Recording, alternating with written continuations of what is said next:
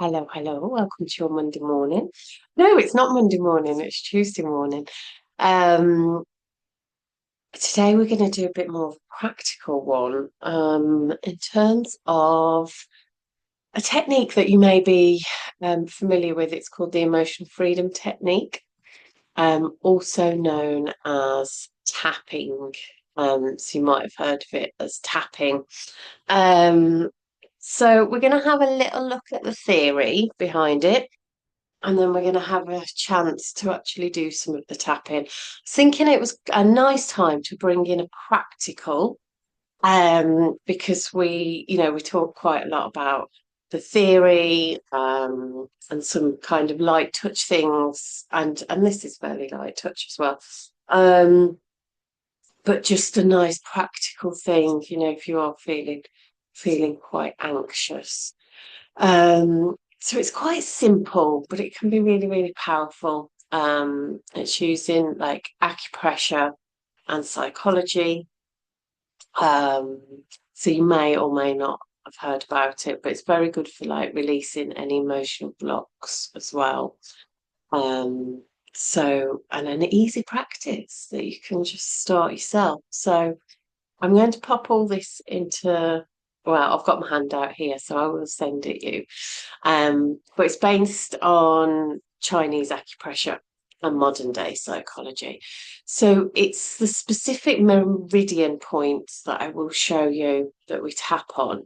And it's been really, really good for stress, anxiety, any kind of emotional disturbance, limiting beliefs, um, confidence. I did see somebody actually in their car last week, and I was like, oh, I wonder if she's going for a job interview or something. But she was tapping. Um, oh, sorry, I'm glugging my coffee. I have been up for 90 minutes because I always tell you not to drink caffeine before you've been up for 90 minutes.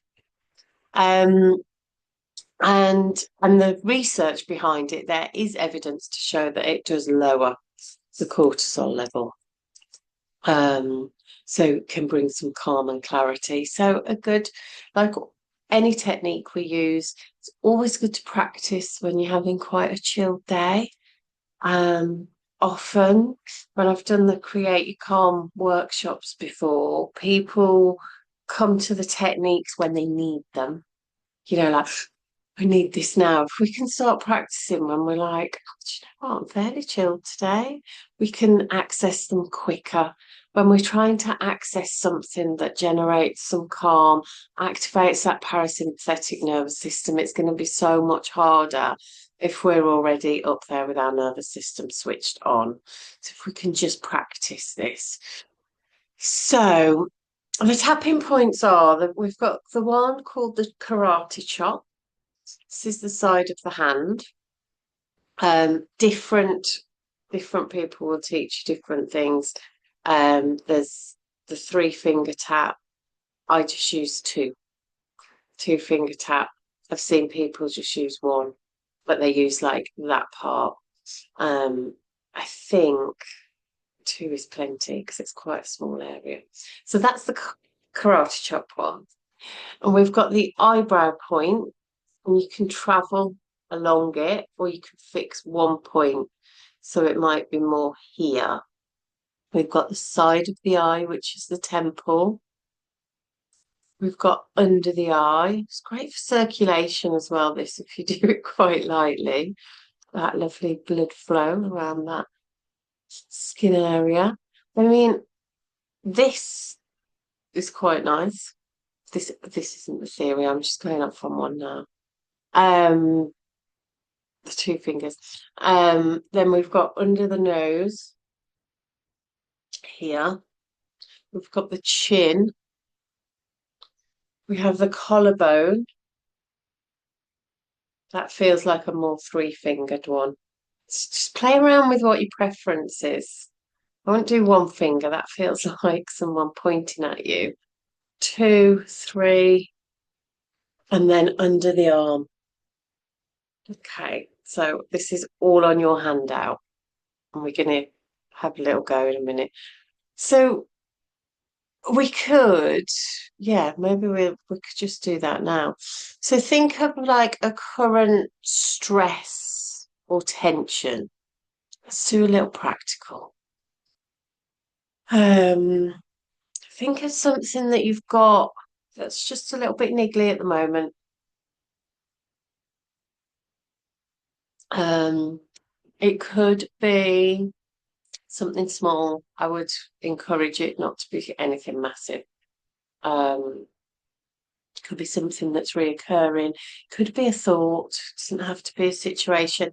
Just think about on a scale of 0 to 10, where is it for you at the moment?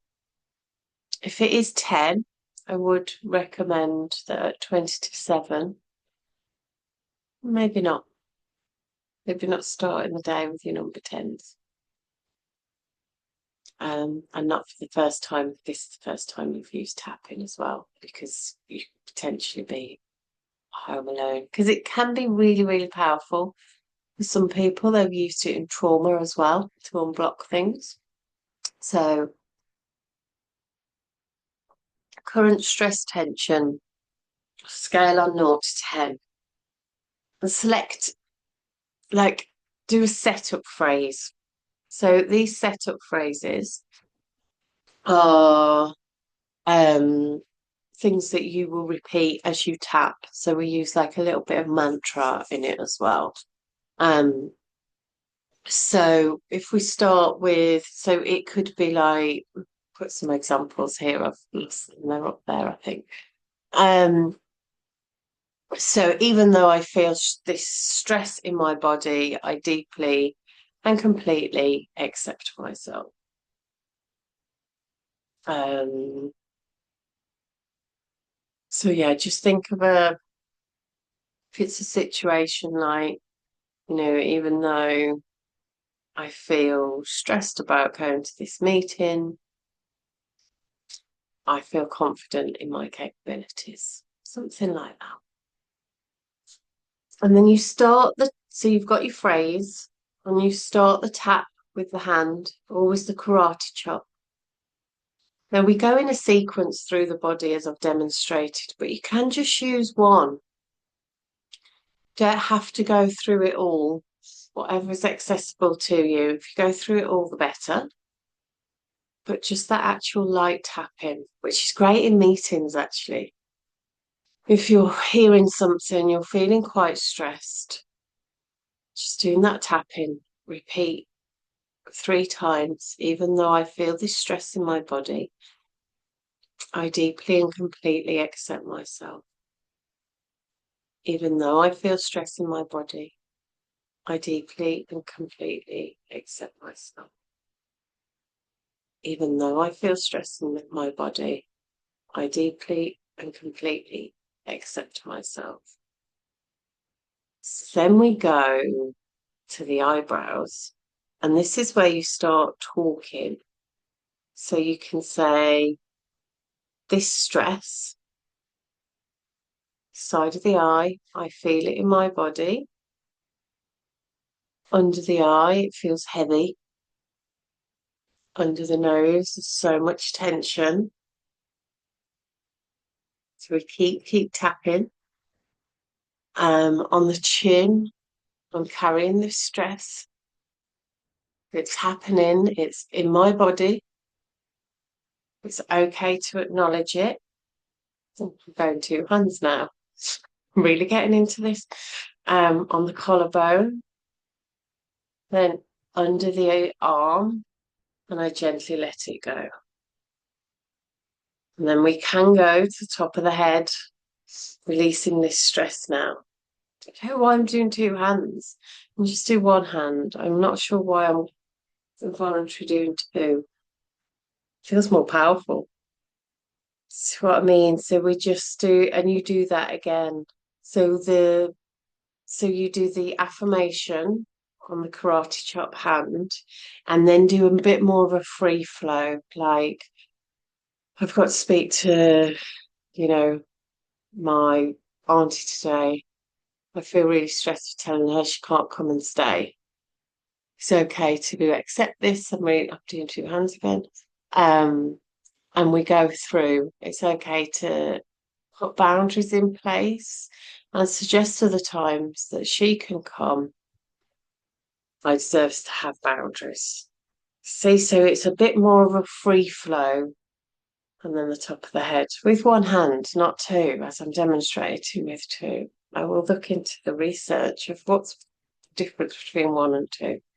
So after you've done that like 3 times, this will be all on the handout, so don't worry. Just take that breath. If you have been doing this along with me, just maybe hand on the heart, drop of the eyes or close the eyes down, take a deep breath in. Just check in with yourself. Just see how that is feeling, how it's all landing in your body. And then rate that situation on a scale of 0 to 10 again for how it's feeling now. So I know that was quite a quick fire demonstration. But use it. Use it and feedback, in the upcoming weeks.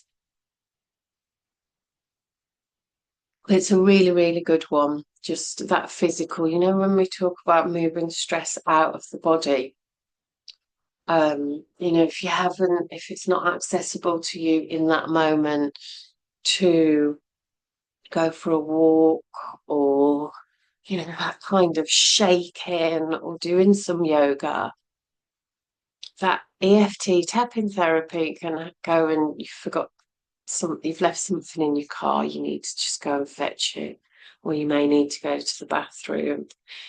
It's as accessible as breath work, really. I mean, people can see if you're doing this in meeting.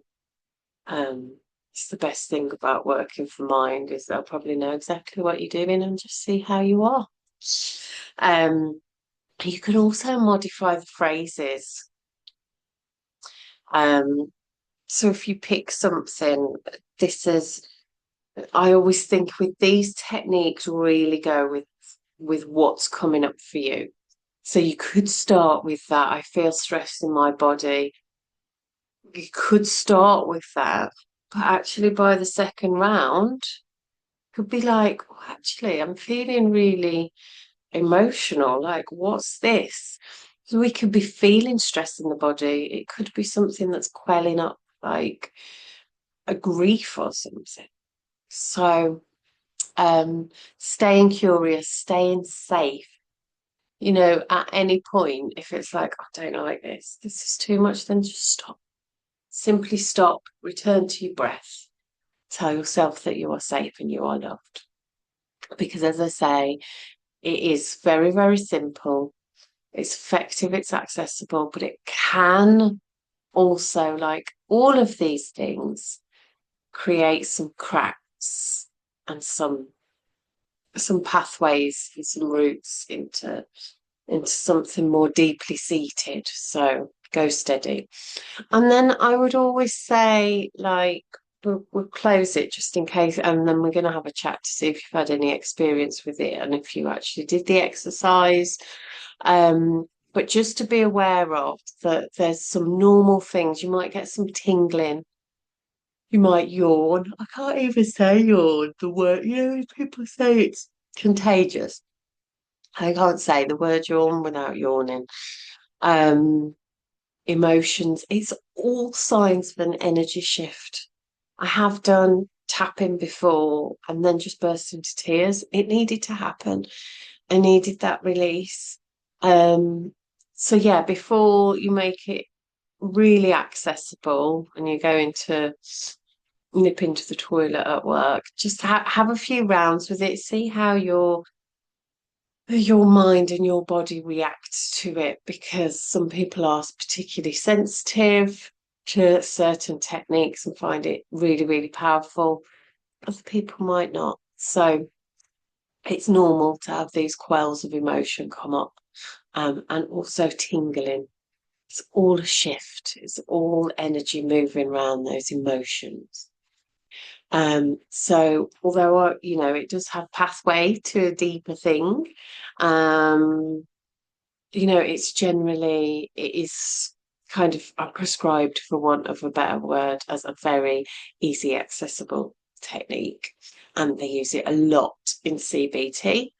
Um, it can just help you regulate your emotions, return to a sense of balance, and daily practice. It'll even, yeah, 3 times a week, just when you're in that nice, so that when you are feeling overwhelmed, it's going to be a lot more beneficial to you, because you'll be able to drop into it. Your head isn't going to be going, what is she doing? Like, oh, I saw Erica do this workshop a while ago, or maybe it'll help me. It's going to be like, I think maybe it works. It will totally confuse your thoughts, and it will recenter. But there are apps called Tapping Solution. I'll probably pop a little podcast or something, maybe pop it in the group. But yeah, just 2 minutes. 2 minutes. Like, yeah, I say like daily practice. As soon as I say daily, that's mine to hold. That I don't want to project that onto you. As soon as I say, if you can practice daily, I have something else to do.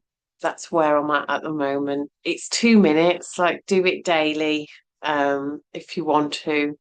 Um, I just noticed that I quickly was like, oh, just do it every other day. That's my stuff. It's not yours. Just thinking, oh, there's something else to add, because I'm just really refining and building back up my daily practice. I'm like, oh, can I add anything else in? Um, so that's it in a nutshell. Very quick fire introduction. EFT, safe, effective. We've got this lovely, like, kind of chi theory of the Chinese medicine, based with all this lovely modern day psychology, and they just sit together really, really well. It's great for children as well. I have seen that there's lots more research coming out for children. We know we're in a massive mental health crisis. Well, adults as well, but particularly with our children at the moment. And I believe they are pushing a paper through on the NHS for the nice guidance, to actually start recommending and training staff up in EFT. So if the NHS are looking into it, there must be a lot of research. It must be cheap and accessible. Anyway, I'll leave my cynicism there. The NHS is a great service. And we will have a lovely Tuesday, and I will see you all soon.